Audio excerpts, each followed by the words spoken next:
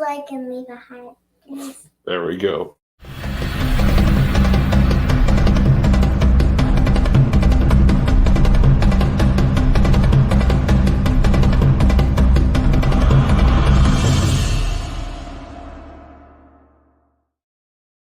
Hello, everybody, and welcome to the Vidor Locksmith Show. I'm your host, David Gibson, where we are unlocking the secrets to success in the oil and gas industry. I think I left this on mute. There we go. Well, we are unlocking the secrets to success in the oil and gas industry. One interview, one technical presentation, and one technical screw-up at a time. We've already gotten it out of the way, hopefully. All right, so happy to have you guys here with us on another amazing Friday. We've got an amazing show in store for you guys today. Please let me know where you guys are watching from. If you've got any questions, be sure to throw them out during the presentation. Any updates for this past week? Last week was not Central Texas, but the Houston chapters, AADE Houston chapters Casino Night. Had an absolutely amazing time. It was a great event. I highly recommend it to anybody for next year if you want to be able to get dressed up with your significant other and go have a great time. It was an absolutely amazing event. Definitely worth giving a shot for. All right, start saying hi to some of our people that are watching this morning. Eric, as always, tuning in from south of France. Thank you for being here, sir. John DeWart tuning in from Wisconsin. Thank you, sir, for being here. Ian Persh tuning in from the Woodlands, Texas. Thank you for being here. Omar from Los Angeles. That's a pretty rare spot for having people tuning in for the Vidor Locksmith Show. Seems a bit blurry. Oh, if you would tap just the back of that one, that would probably help. Yeah, there we go. Okay. Now we're in focus. All right, and we've got, I can see there, Mr. Paul Moore from Vibration Technology, David Scott, and all of the Vidor Locksmith team, and then Mr. Robert Carrington, also from Vibration Technology. Happy to see those guys tuning in here this morning. And this morning, our sponsor for the day is AI Drillers. Keydrill. Sorry. Today's show is brought to you by Keydrill. Sorry. Switching these up every once in a while. And then Osa's tuned in from Port Harcourt. Thanks for being here, sir. Well, if it isn't my favorite Vidor locksmith, Amy in a rarity. Thank you, Amy, for tuning in. Do appreciate you being here for the show. Always appreciate your amazing support. Trying to think if I have anything that's like close by that Amy's made. Amy makes all of my cool marketing stuff. She's amazing. If you get the chance, check her out, Clever Girl Studio. So there's a plug for her. All right, guys. I guess it's better time now than ever. We're going to give away a bunch of really cool stuff today. Arctic. So our sponsor today, I'll get this right, is Keydrill, right? So we've got this fancy Arctic cup that we're going to be giving away. The key to advanced drilling solutions. So 2 things. Be sure to put in hashtag Keydrill into the comment section now for your chance to be able to win all of this stuff. But also, do me something, do a big favor, is to go over and check out their website and follow them on LinkedIn. Give them a follow on LinkedIn. They're always putting out some really good content there. A lot of informative stuff about the MWD side of the business. So be sure to go and check out their LinkedIn. So we've got the Keydrill Arctic mug. We've got, I want to call it a notebook, not quite a tally book. Tally books are just tall and skinny. 3D printed Gibson Reports drill bit. We've got one of those for you too. Yes, I do. Oh, we already gave you one? Mm-hmm. Oh, well then I guess we'll just have to get you another one. You gave me a yellow one. I'll take one in A&I blue, and then I'll have a color of my alma mater on my desk. I bet you we got a blue one sitting over there somewhere. Keydrill USB thumb drive pen koozie. Oh, apparently there's a sticker inside of the koozie. Didn't know that one. And then, lo and behold, a Keydrill hard hat. So lots of fun stuff. Put in Keydrill, hashtag Keydrill into the. Thank you, Scott. Into the comment section now, and plus.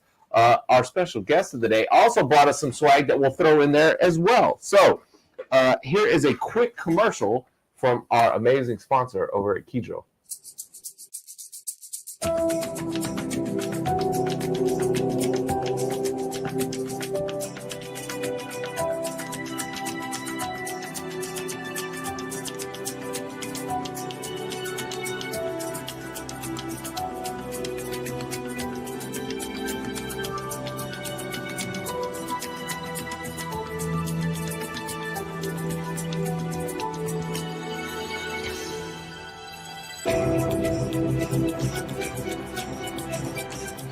Keydrill is at the forefront of MWD technology.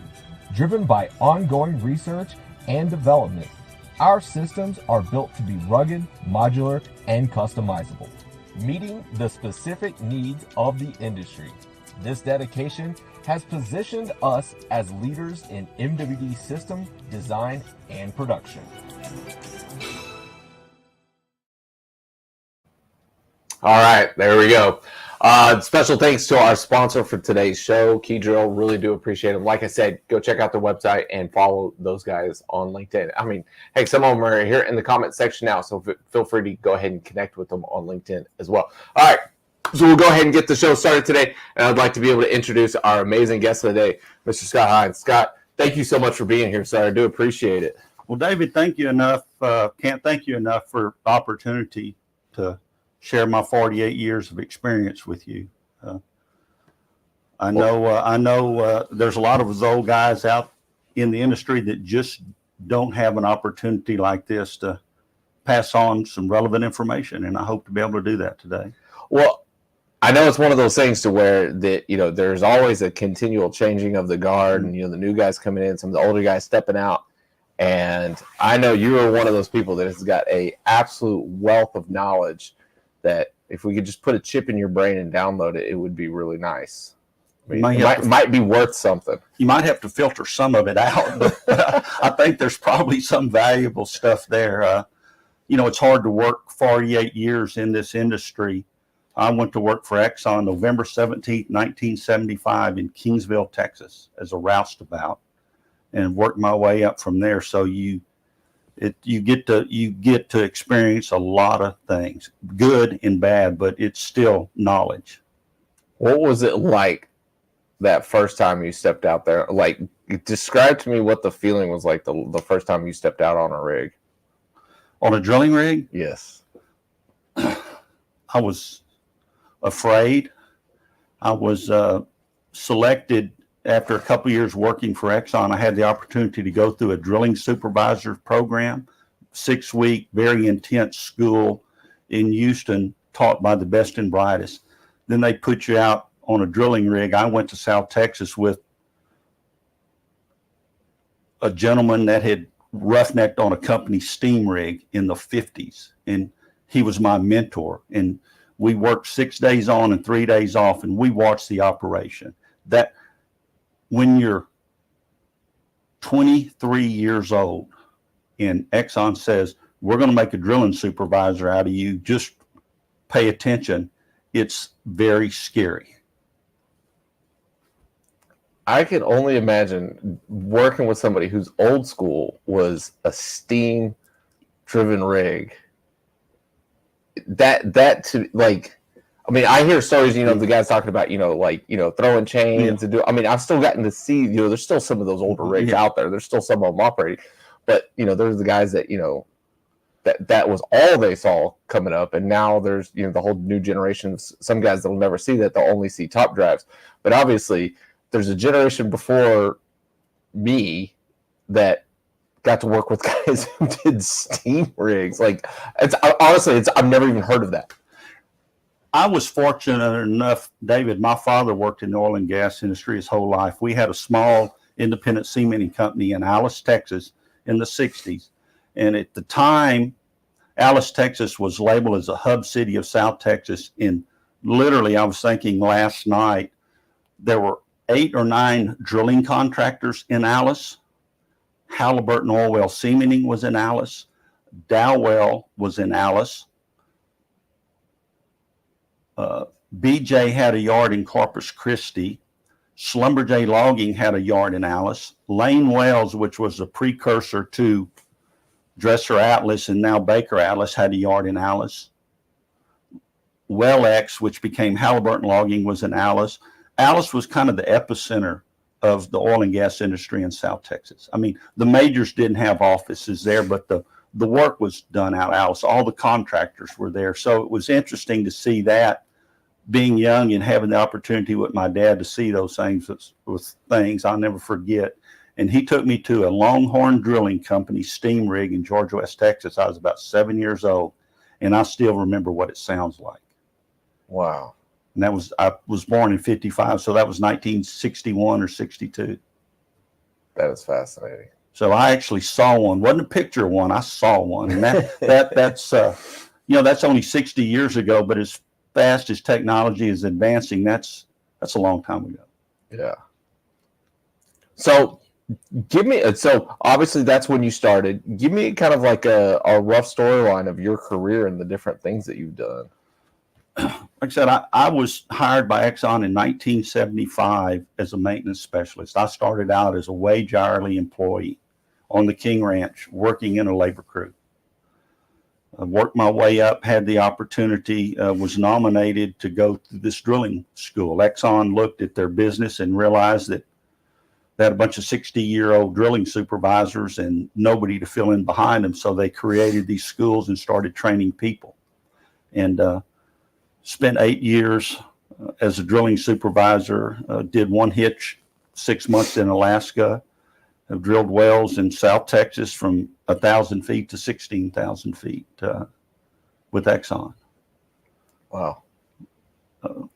When things slowed down in 1986, actually then slowed down, they came to a grinding halt. Exxon South Texas was running 30 rigs. Within 90 days, we were down to 2 drilling rigs. So it was a bloodbath. And I took that opportunity and lateraled over into the production side and became a workover completions field foreman. And went to work in Flower Bluff, Texas, Inland Bay and Waterways field, taking care of that for Exxon. Wow. And so where did you go after that? Well, let me back up. I left Exxon in 92 when they moved to Houston. It was always my dream to get an engineering degree. So I took that time from 87. Prior to that, we worked 4 days on and 4 days off the rig. It was impossible to go to school, which I really wanted to do. So when I had moved into the production side, I worked basically daylight to dark, but it gave me an opportunity to go to a community college and work on some hours. And I started. And then I couldn't quit. I really saw that I was probably going to get that degree. So I spent the next 5 years going to school at night, working for Exxon and workover completions. I did a 2-year stint in the office with gas lift. And then when they moved to Houston in May of 92, I separated and went back to Texas A&I University to finish my degree. Wow. So I know that one of the areas that I wanted to be able to talk with you today about was the gas lift stuff. And so you've kind of built a large portion of your career and your expertise on that. Yes. The one of the things that Exxon offered me the opportunity the last 3 years of my career, we had a very specialized gas lift design and surveillance group in the South Texas division, and they had an opening, and I was able to lateral over into that position and learn gas lift design from one of the best, a fellow by the name of J. Sam Brown. And we were kind of a standalone group. We learned every aspect about artificial lift was the official name of the team, but 90% of our operation was gas lift operation. So last week, Reed Goodman came on the show and actually gave me my first introduction to what actually gas lift is. How would you describe it for anybody that's happened to be listening today that hasn't because a lot of the people that I know, a lot of our audience is on the drilling side, but this year I'm going to try to focus with the show to be able to learn a little bit outside of the drilling portion of the business and be able to kind of incorporate some of the other things. So that's a good question, David, because basically gas lift is a subset of artificial lift. It's when your reservoir depletes in pressure, declines in pressure, how do you lift the fluid? Beam pump is by far the biggest one out there. 85% of the wells in the U.S. are lifted by rod pump, about 10% by gas lift. I think the term gas lift is kind of abused because there's so many variations in the gas lift design realm that people don't really understand the variances that you can have. You can gas lift a 10 barrel a day oil well. You can also gas lift a 3,000 barrel a day oil well. Different setups, different valve settings, a lot of factors go into that. And I think that's where a lot of people misuse gas lift. They think it's something you go get something, get it off a shelf, put it in a well, and it fixes a range of problems. And that's not the case. It's a very specialized subset of production operation is proper design of gas lift. Okay. So what would be some good things for people to be able to know that you could share with us today about gas lift? Well, I think one of the things that I've seen being an independent and doing gas lift design and surveillance and having my own gas lift well is what I grew up with at Exxon is vastly different than what most independents. And I'm not talking to the Chevrons, the Conocos, the big guys. I'm talking about M&B production, myself, Aurora Resources, the small mom and pop companies that are out there trying their best to produce oil and gas. Yes. At Exxon, one of the key components of gas lift is high pressure gas. At Exxon, we had the King Ranch gas plant. We had an endless supply of 1,000-pound pipeline quality gas. We had an 80-pound compressor suction in the field. So all we had to do was concentrate on the physical design of the well. When I became an independent, that was different. There was no King Ranch gas plant in the field. Yeah. There was a lot of instances, there was 1 or 2 wells, maybe 3 wells on a dedicated compressor. And it reminds me of a juggling act. You're out there trying to operate 3 wells and optimize gas lift, and the 3 wells may all have different production characteristics. You may have one well that's a 15 barrel a day, 100% oil. You may have another well that's, let's say, completed in the Greta that'll make 1,000 barrels a day of fluid. Well, not all oil, usually 2%, but that can be the range. Yeah. And so understanding not only the gas lift, but the surface facilities and how the operation of those surface facilities, the compressor, the return lines, is what I think a lot of independents take for granted. And there's a little more science to it than that. And I know it's frustrating when somebody says, well, I've got a gas lift system for you. I'll put it in and run it. Well, there's more to it than that. Yeah. It needs to be tailored to the specific well and the situation and the topside facilities and all that. Yes. And an example is, like I mentioned earlier, you have a small number of wells on a single gas lift, Okay. or a single compressor. You have 3 wells in a field, let's say, and you've got a 100 horsepower compressor that'll go from 60 to 600 pounds and move 800 MCF a day. And you're using it all for gas lift. Those gas lift wells aren't necessarily constant flow. You could have one load up and slug a bunch of fluid. For instance, you can have instantaneous rates on wells, 500-600 barrels an hour if it slugs. And if that swamps your compressor and your compressor goes down, your entire field goes down. So you've lost your source of gas lift. So all the wells are down. Yeah. One well that was improperly piped up or tied in the facilities caused the other wells to go down. So in the independence world, a big part of understanding gas lift is how the subsurface operation ties in with the surface operation, because you need to run 100%. If a compressor goes down because of slug flow or low suction pressure, something like that, it may take a week to get all 3 of those wells optimized and back online. So it's not go punch a button and go home. It's labor intensive if a field goes down. So the subsurface part is one thing, but the facilities and how your gas is gathered, how the liquids are separated, how the gas is treated, and then re-injected back down whole is very important. So one of the big things that I love, I know you might have another quote, but one of the big things that I love about doing this show is that if somebody watches this, I always want them to kind of go away as an educated buyer, and knowing maybe they don't know that sub segment perfectly, but they at least know the questions to ask of somebody who might be selling them something.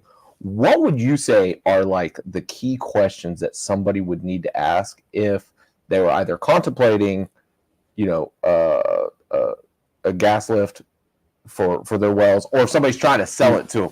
What would you say, like, because obviously, like you said, it's not just take something off the shelf and throw it out there. It's, there's criteria to it. What questions should they be asking, or what questions should be answered so that it can properly be set up? The first question would be, do you have any surplus gas? Because it takes gas to gas lift. It's not manufactured. You can buy gas, and I know the people in the gas sales section of it will appreciate this. You can buy makeup gas from the pipeline companies. You think they're bad and overpriced when you try to sell gas into their line. You ought to be on the other side and try to buy some of their gas for your operation. And I know you've had people talk about, some of how expensive it is to get a meter set and get a tap and get the ability to sell gas. If you're on the other side and you're wanting to buy some of that gas, it can get pretty frustrating. So that would be the first question. Do you have a steady, dependable supply of gas? And if the question is, what's the pressure of that gas? Optimum gas lift design standard is probably 1,000 pounds. That's what a lot of the pipelines run at. Some of them, if you're away from the original compressor station, it may be down. Now, I know in West Texas, they're doing high pressure gas lift multi-point injection, and they're up around 1,500 to 2,000 pounds. In a conventional South Texas oil field, you're going to see somewhere between 600 and 800 pounds available pressure. So if you're going to do a gas lift system, you need to have some gas.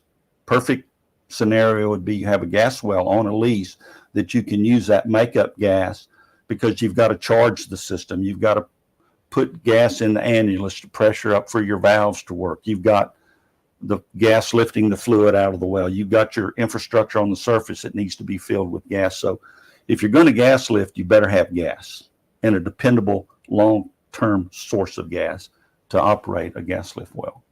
That sounds like a good place to start. And surprisingly, a lot of people, that they may look at it initially, but another thing that I look at is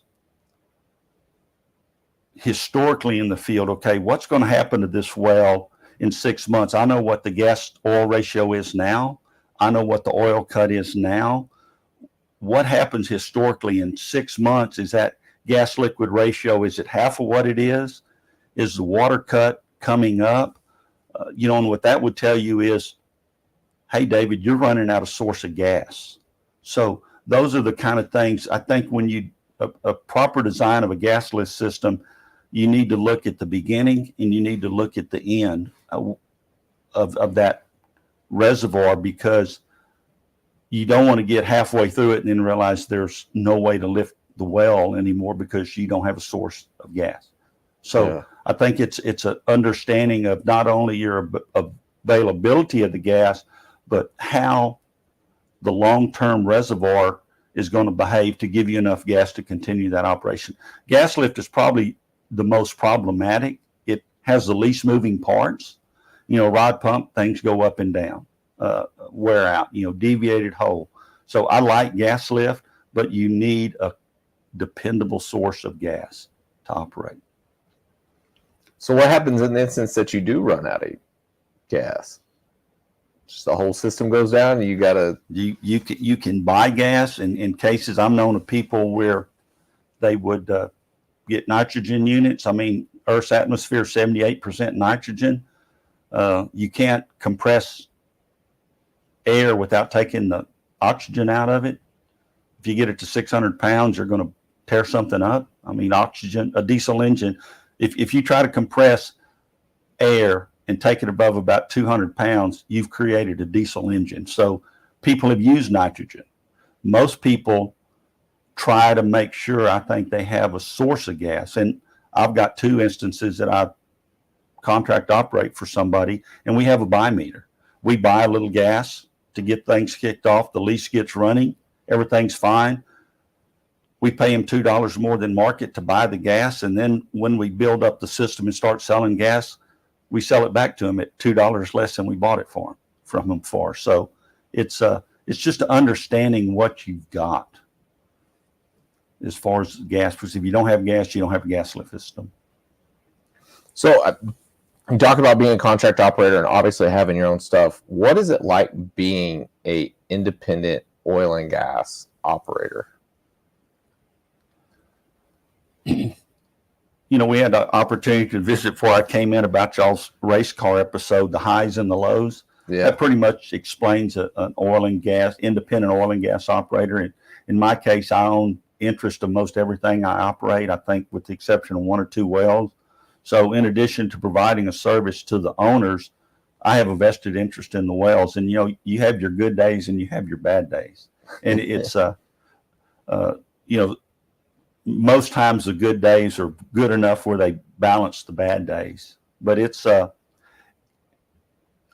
I think it's one of the toughest things to do right now is being an independent oil and gas man that operates your own wells.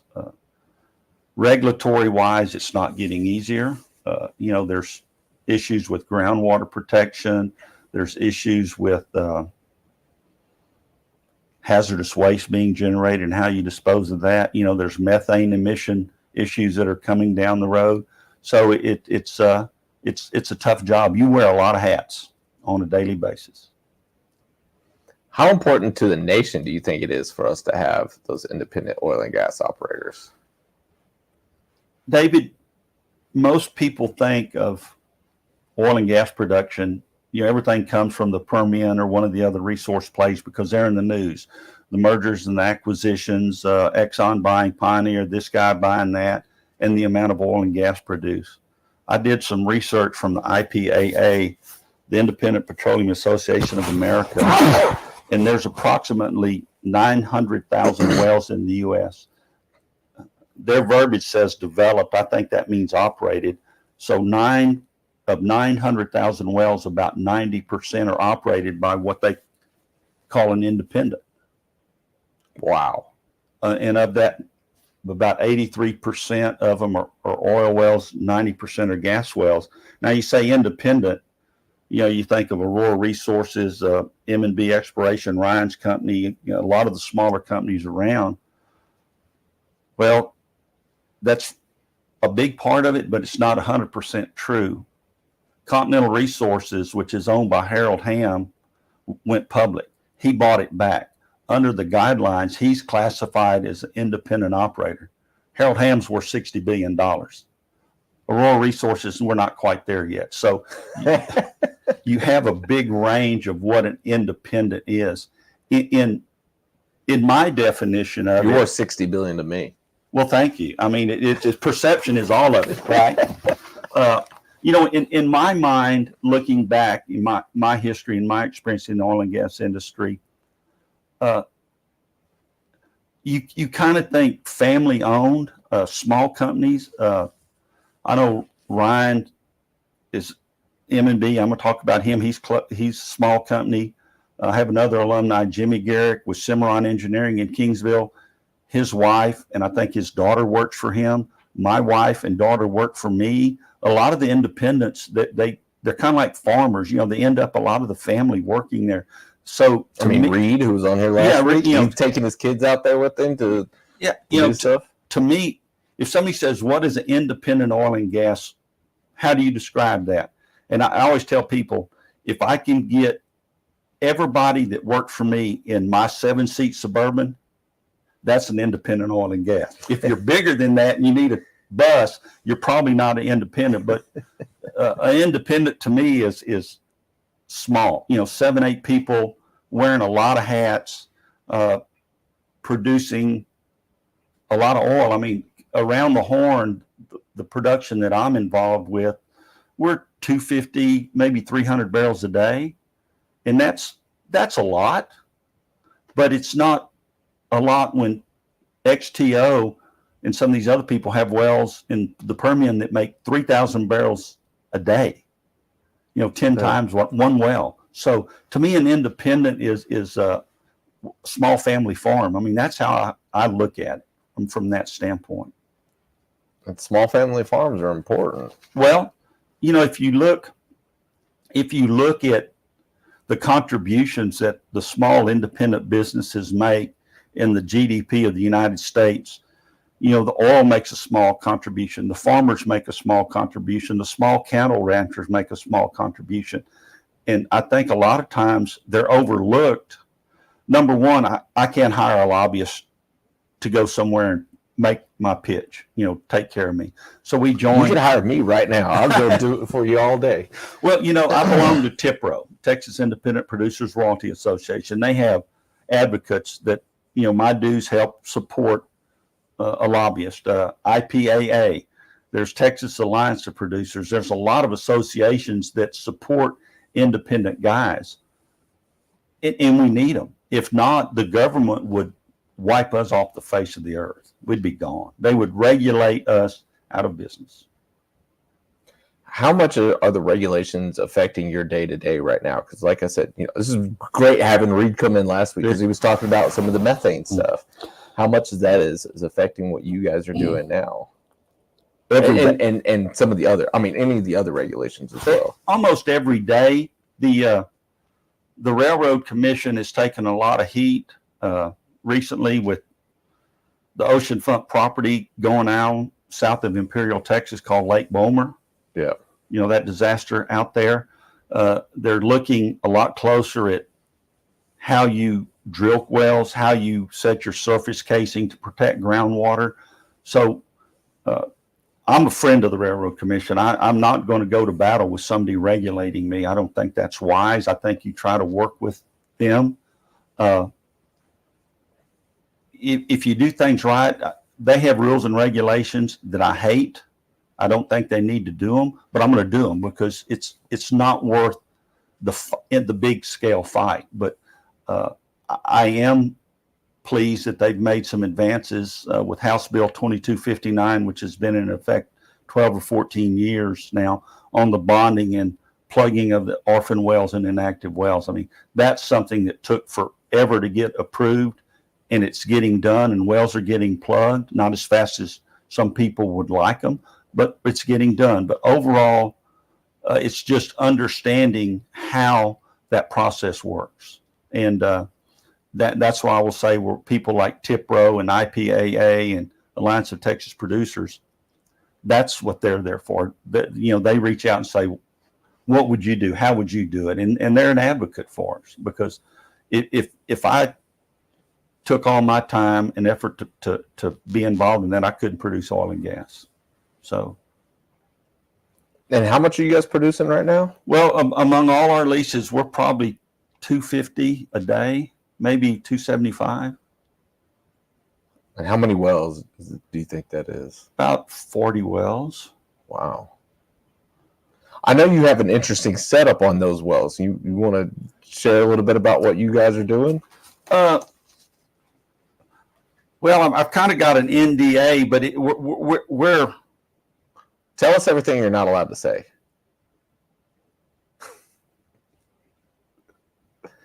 Or don't.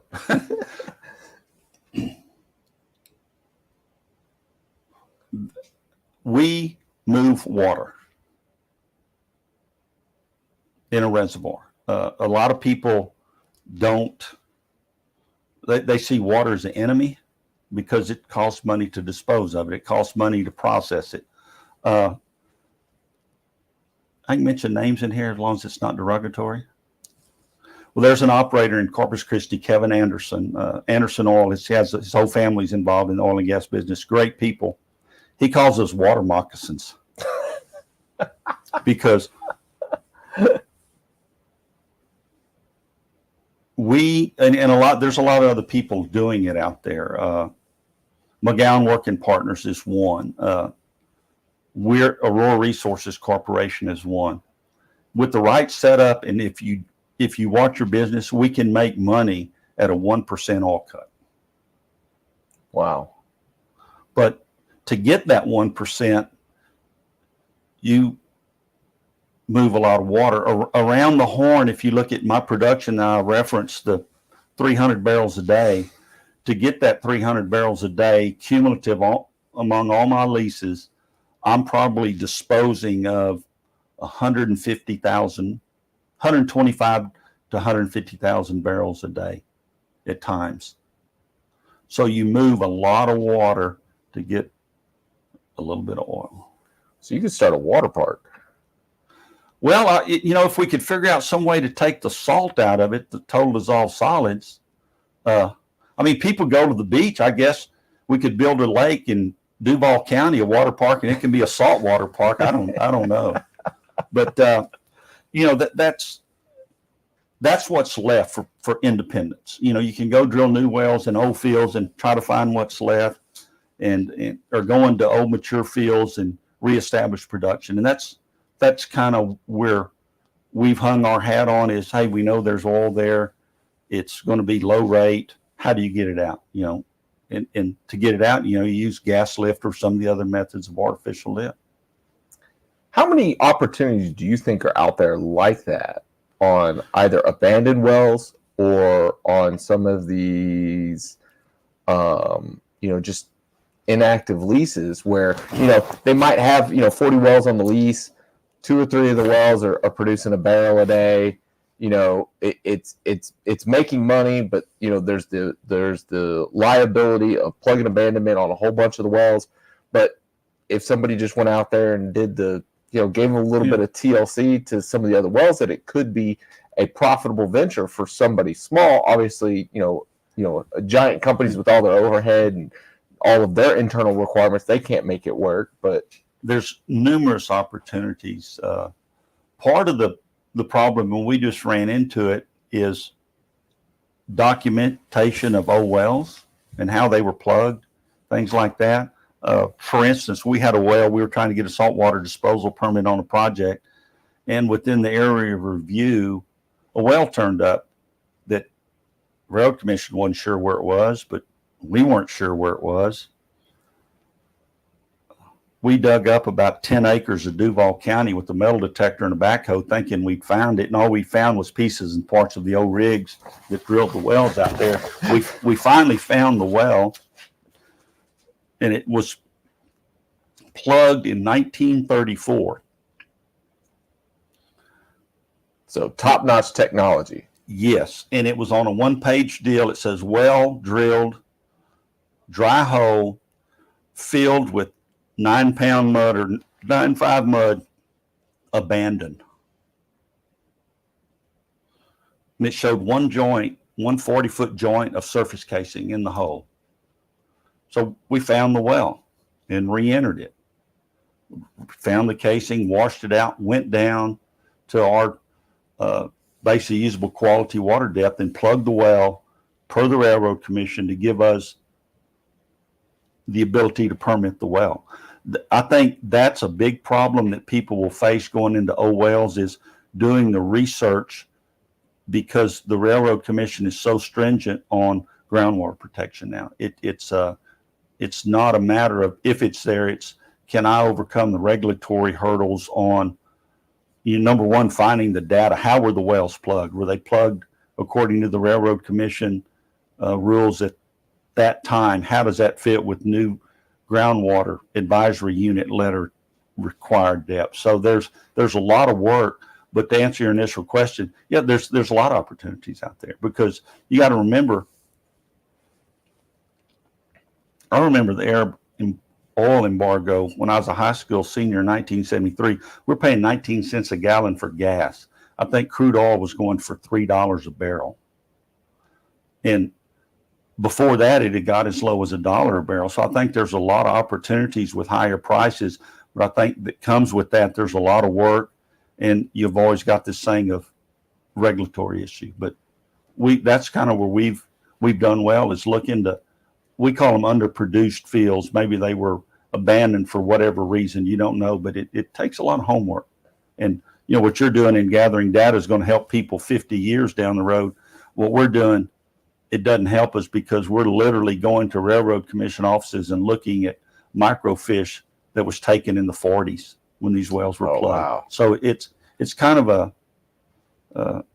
it's interesting in that what you find on these wells sometimes.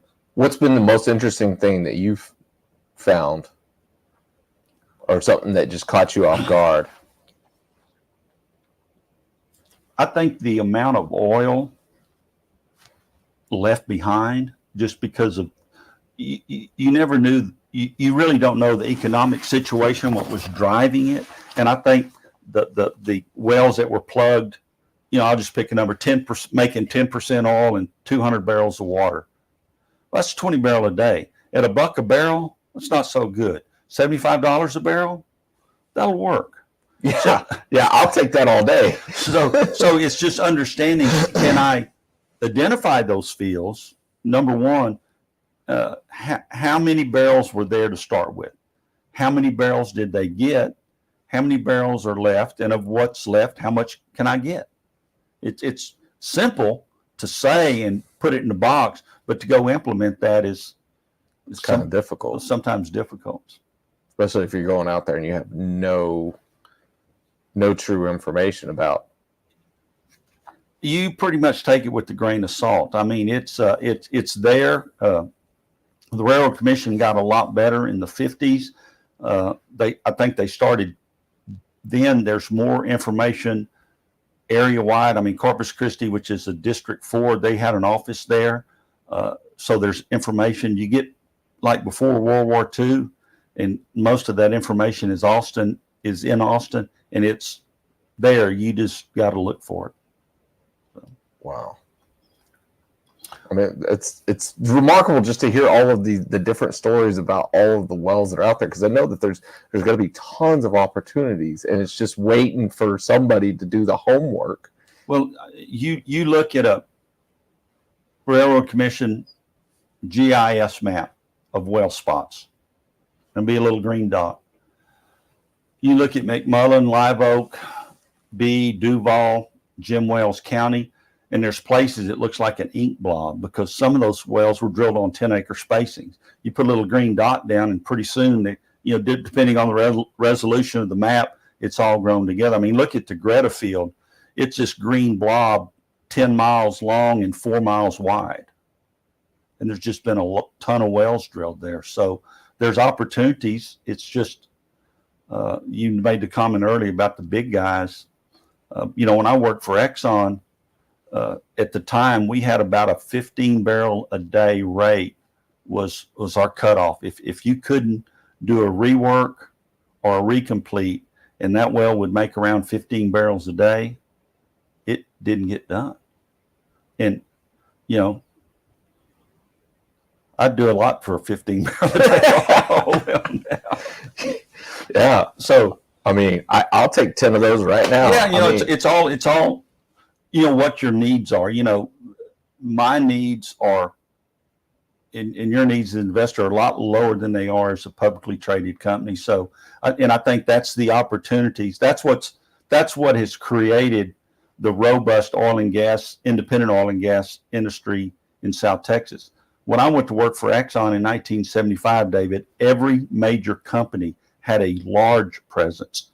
In the city of Corpus Christi, Exxon's headquarters were there, or had a division office. Conoco, Texaco, Pennzoil, Mobil, Gulf, they all had a presence in Corpus Christi. They're gone. I mean, EOG's back, but it's because of regional development, and they're probably will forever keep an office, but they're the biggest guys in Corpus Christi. But at one time, what they called the seven sisters of the oil and gas industry, they were all there. And they were there in a big way. There was 400 people that worked at Exxon when I left in 1992, and they shut that division down. About 400 people was affected, and you can imagine the impact that made. So the big guys were down there, but they got to a point, and it was almost that they passed note around, because when one of them started selling off, they looked around and said, well, I'm not going to be the last one down here. I'm going too. So, well, one of the other things I wanted to make sure that we did talk about is you have, I don't know where we put it, the tubing size as a teaching tool.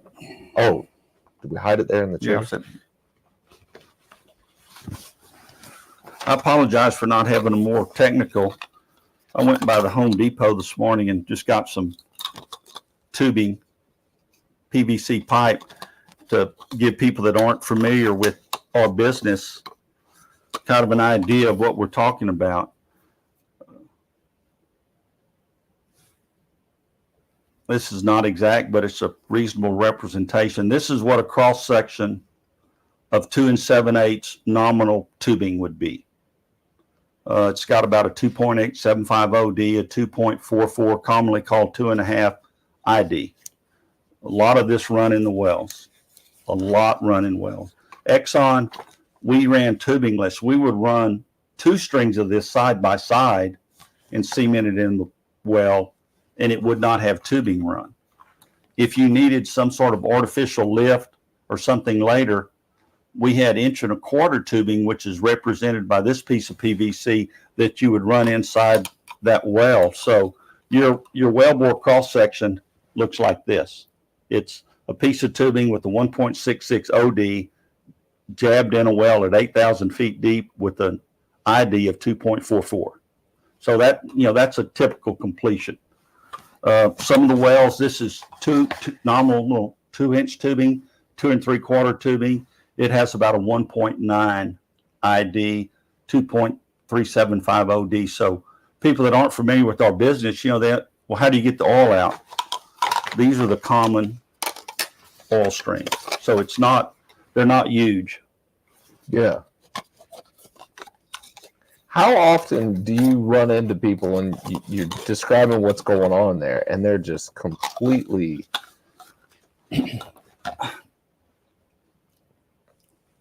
clueless on it?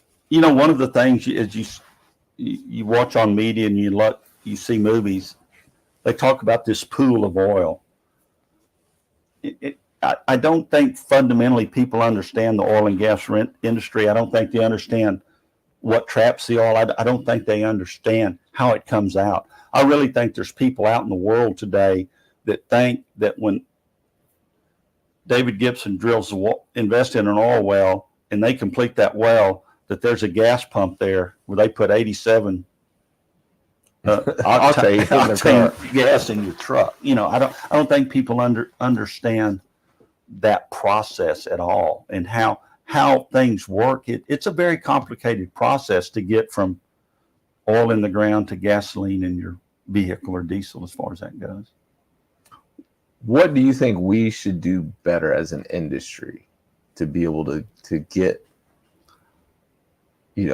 obviously the salt of the earth kind of people in our industry and be able to make sure that others out there understand who we are and what we're doing? I'm not going to say it's too late, but with the green energy efforts and things that people have put forward, I think they've demonized the hydrocarbon industry. I think most people don't understand what we produce. I mean, if you look on a national basis, the United States, and this is per IPAA, about 13 million barrels a day of oil and about 7 million barrels a day of gas plant liquids. And that doesn't mean much to people. It's liquid. The gas plant liquids are where the high-end products come from. Most people, if you tell them, how do you make this piece of PVC? A lot of people think, well, there's a field somewhere and you go out and you harvest PVC. This is hydrocarbon based. It starts with natural gas. I mean, the field's called the Greta field. I mean, it's, there's a type of field to it, but yeah, it's not growing above us. It's not harvested, once a year. It's a value added product that its basis is rooted in hydrocarbons. And PVC, polyvinyl chlorine, starts with natural gas. Exxon and SABIC, a Saudi company, just built a massive plant outside of Corpus Christi, Texas, in San Patricio County, where they're making polymers and plastics, precursors to make plastic goods. And that's, there's some right there. Yeah. People don't realize, whether you like it or not, we live in a hydrocarbon-based industry. It powers our automobiles. It provides tubing to get water and gas to our wells. It provides medicine. Your shoes. My bright orange shoes. Your orange sunglasses or glasses.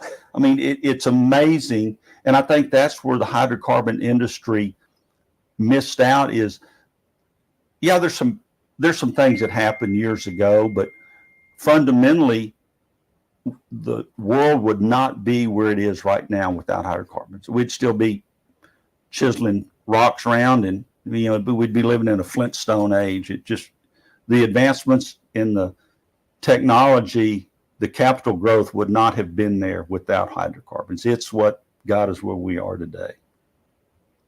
I completely agree, sir. And there's you see all these memes and you never know how true they are, but there was somebody several years ago, they were protesting hydrocarbons, and somebody was holding up a sign that says, "I don't need oil, I ride the bus."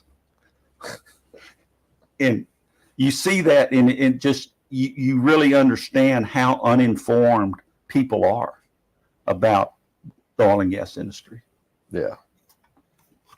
Where do you see the industry in 10 years from now? Because obviously you've seen quite a stretch of what all has taken place. What do you think are some of the big things in the future for the industry? I hope that on an industry basis, we do better at methane emissions. When I was with Exxon, we looked at that years ago, and we called it fugitive emissions because all our controllers and everything in the field ran off natural gas. And every time a dump valve dumps, it relieves a little natural gas. So I think that's something that needs to be addressed. How do you capture that or prevent it or minimize its effect? And that's something that's, I think, coming down the road with the EPA. I think that there's always going to be a place for independents to go out in these old mature fields and make things work. The resource plays are going to be here for a long time. I had read something the other day where up in Ohio in the Utica Basin, there's been an oil play that was deep, undeveloped. They couldn't frack it. EOG and some other people have improved that technology. And, we're going to continue to find oil. I remember when I was a kid, I said, well, we're running out of oil. And we were. But you've got to index that to, we were running out of $5 oil. Oil got to $10 and we found some. We found a lot more. Oil got to $20. We found more of it. Oil got to 40. So yeah, there's no doubt we've run out of $50 oil, and that's probably about where we are in break even. But I guarantee we haven't run out of $200 oil, and it may get there. So that's kind of my advice is the way the world economy is set up, we need hydrocarbons. And the engineers, the technicians, the field people that work in our industry, we're going to figure out how to get it for them. Yeah. Yeah. It'll be the drivers, the higher price drives somebody to be able to find a way to be able to make the other stuff economical. Necessity is the mother of invention. I mean, who would have thought 15 years ago, the Barnett Shale revolution with Mitchell Energy drilling sideways and fracking those wells. Who would have ever thought that technology would increase to the point where, in your side on the MWD and LWD side, where it's automatic to drill down to 10,000 feet with the rotary steerable, turn it sideways, and drill 15,000 feet. the technology I think that the oil and gas industry has to offer is amazing. I have people, they'll call me and say, "Hey, my son wants to be an engineer. What would you recommend?" Last thing is a natural gas or petroleum engineer, but I always try to, mechanical. The world's always going to need mechanical engineering. And the thing that I've noticed about the technology in the oil and gas industry, short of the space efforts, the technology that we've developed with the rotary steerable, measuring while drilling, logging while drilling, the subsea trees, they're drilling at 5,000 feet in water depth in Guyana now, and everything's under the sea, 5,000 feet down in the water. So I think the technology is going to be there, and that's something too I think that the regular public overlooks, is how the oil and gas industry and its engineers have adapted. It's there. Well, what do we need to do to get it out? And I think that's going to continue to be the driving force. Amazing. Anything else that you want to be able to share with our audience today? I know that you brought it most prepared guest that I've ever had. Well, I appreciate the show. Well, I appreciate that. I was thinking I hit all of the high points.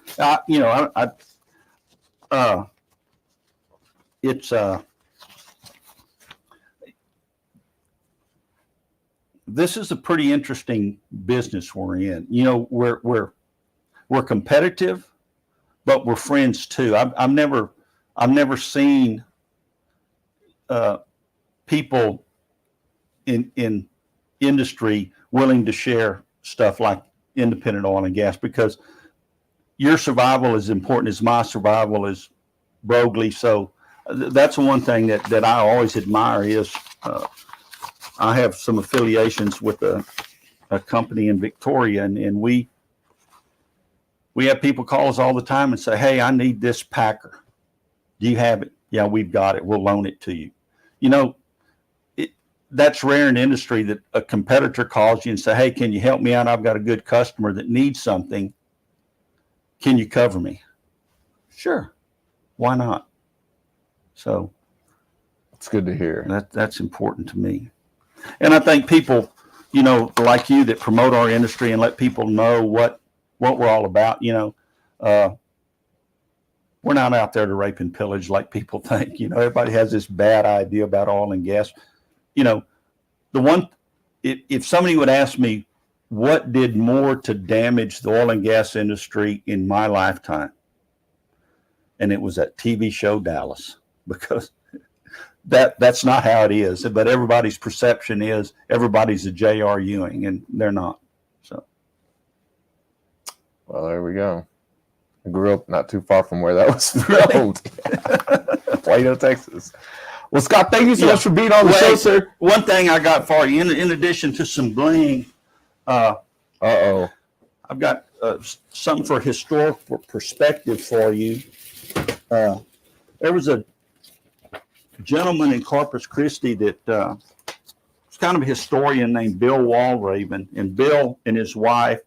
Bill was a columnist for the Caller Times for years, and there was also a guy down there named Doc McGregor, and Doc McGregor was a chiropractor by trade and an amateur photographer, and he took a historical picture sequence of Corpus Christi that's unmatched.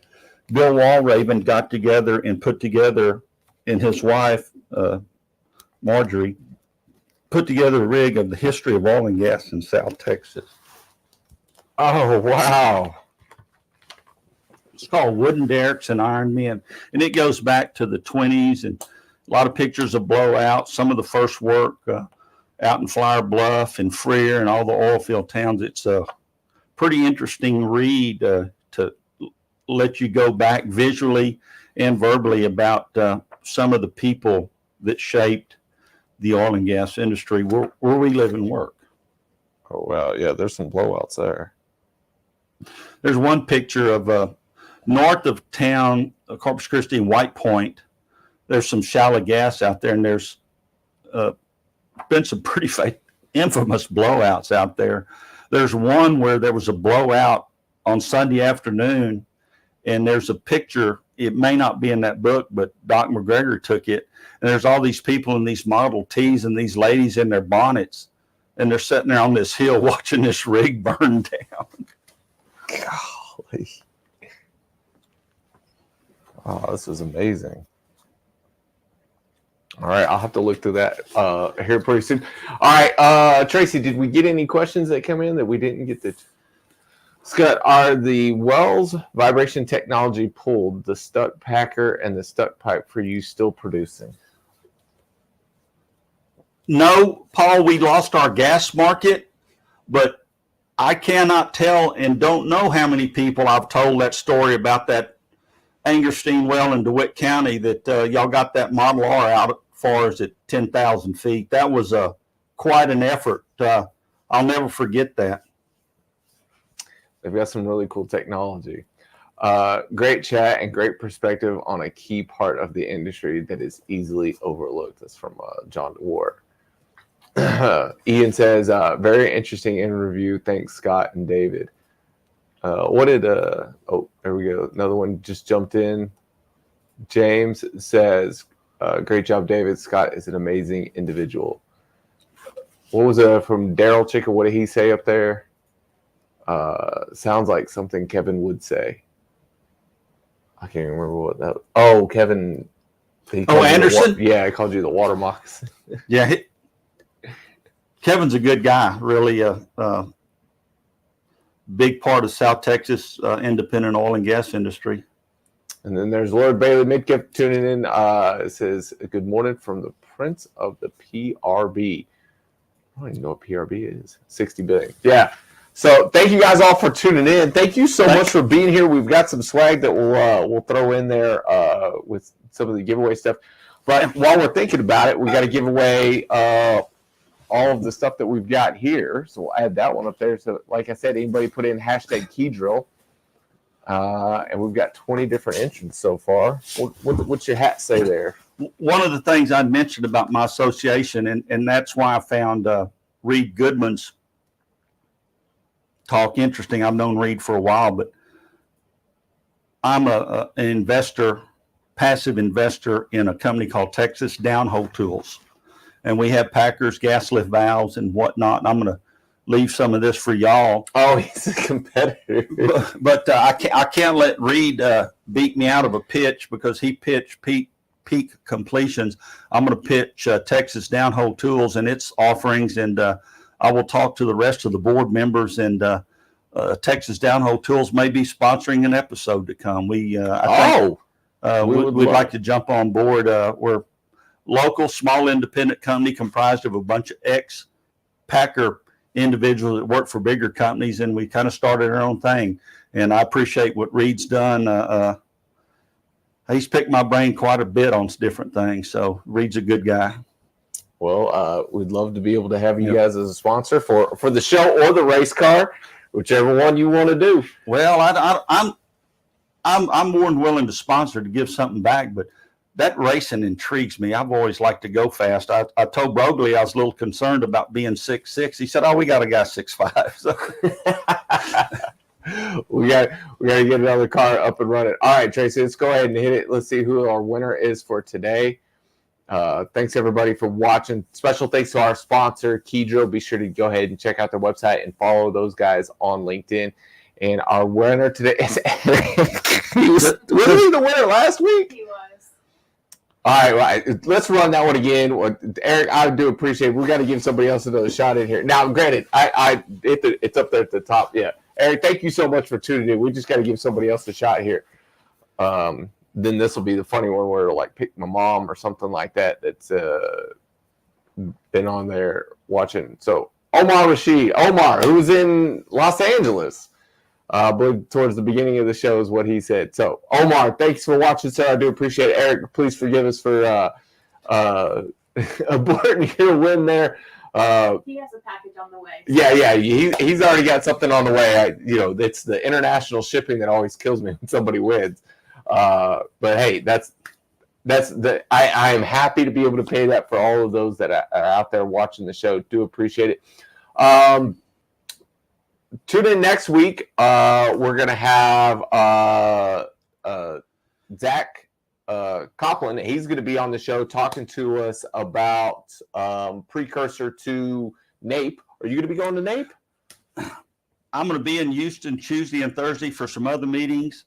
I'm getting ready to have knee replacement, so I'm getting ready to go down for about 6 weeks. So I'm not. So you want to walk the exhibition floor as much as you can before you go down? No, I'm too many years of crawling rigged stairs and standing on a rotary. Both my knees are shot, and I've got one replaced, and the next one's due. Thank goodness for Medicare, buddy. All right. So anybody that is looking forward to it or that's going to be in Houston next week, so there's a ton of things going on. There is the Hydraulic Fracturing Technology Conference that's next week. There is the AADE King of Diamonds that's going to be on Thursday.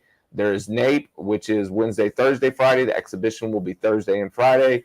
And then there's, not next week, the week after next. Sorry, week after next, not next week. So next week we'll have the Friday show where we talk to Zach and give a little bit of a lead up to talking about deals and deal structures and evaluating deals and kind of how he looks at that now. It's got some really cool technology called Forecast. So happy to be able to bring him on and be able to kind of discuss and talk about those things.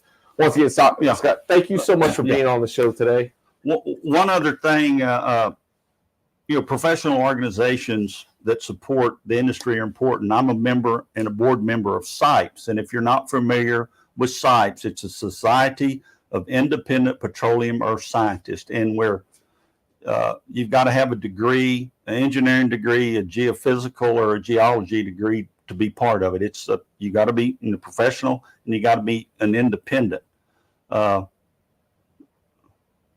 We are having the annual convention in Corpus Christi in June. I want to invite everybody to come down.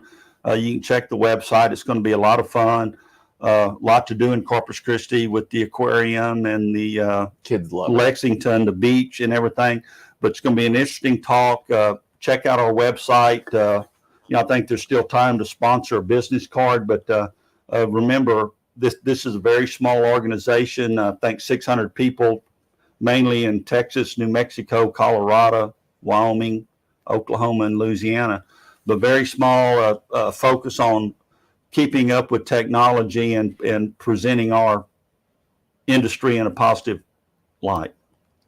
And maybe the potential to find some deals to get in on. The group in Houston has done well. I went to one right before Christmas where they do a deal called the elevator pitch. 5 guys will put a deal. They pick 5 or 6 participants. You can present a deal, and you got 5 minutes to do it, and that's why they call it the elevator pitch. And you just get up there and you hit the high spots, and it's worked well for them. A deal that I own part of, we presented it in December, and we had a good response. So it's social media has really helped our business, I think, in a positive way. Excellent. All right. Well, thanks everybody for tuning in. Really do appreciate it. Look forward to seeing you guys next Friday. I think that's it. So as always, know your industry.